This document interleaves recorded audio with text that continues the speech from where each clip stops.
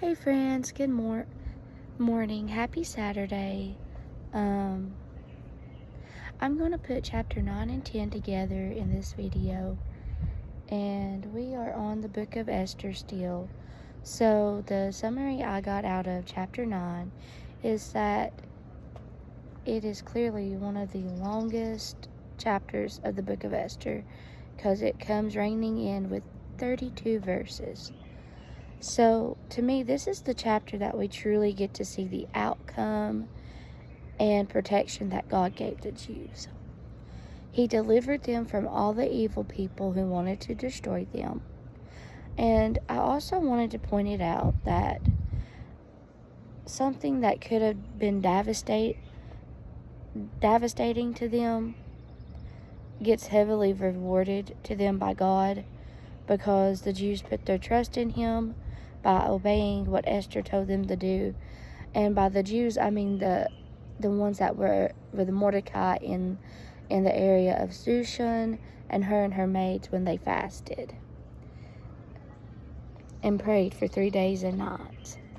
And I also wanted to point it out that during this time when this is the chapter that talks about the battle, the decree that was made by Haman, really, because he deceived the king into getting it made.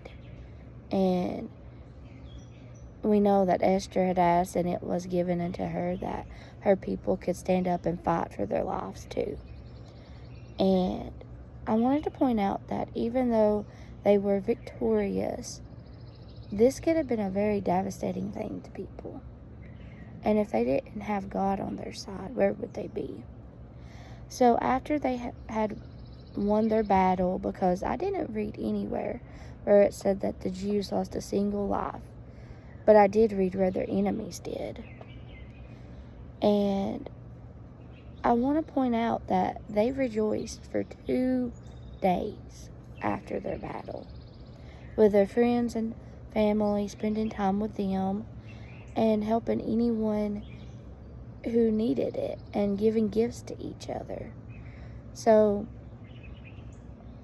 to me, that just really blows, I can't help but think when we're going through stuff that we should truly rejoice in the Lord, because He's where our help comes from.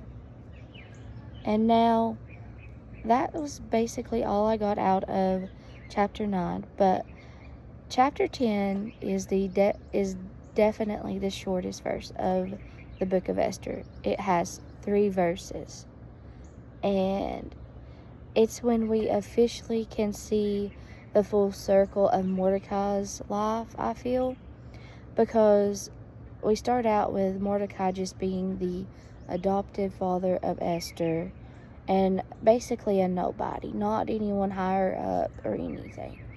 But now it's been written in the book of Chronicles that he's basically the right-hand man of the king and has power and authority.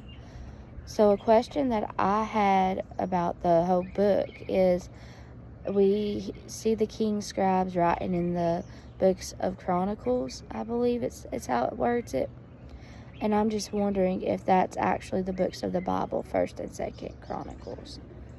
I may have to do some digging and reading to find that out, but I thought I would ask that question to see if anyone thought the same.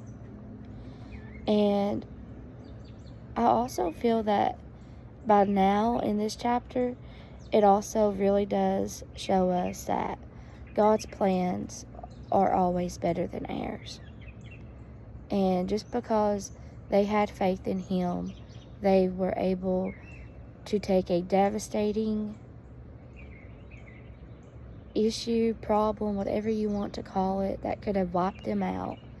And because they trusted in God and He heard their cry, they were victorious. And like I said about chapter 9, to me, the whole book of Esther just goes to show us to put our trust in God, because He will see us through. And His plans are always better than ours, or and also to not seek revenge on a person, but pray for them and let God handle the situation. So I hope everybody has a blessed Saturday and a good morning. And I'm not sure yet what book of the Bible we're going to go to next. But like I said yesterday or the day before, it's between Ruth, Luke, and Micah. Unless anyone has something that they want us to do. So remember, God loves you, and so do I. I didn't have any hands today, so I couldn't point, but I hope you all can imagine me pointing my finger up and saying, God loves you, and so do I, like I always do. Because that's really true. Alright, bye friends.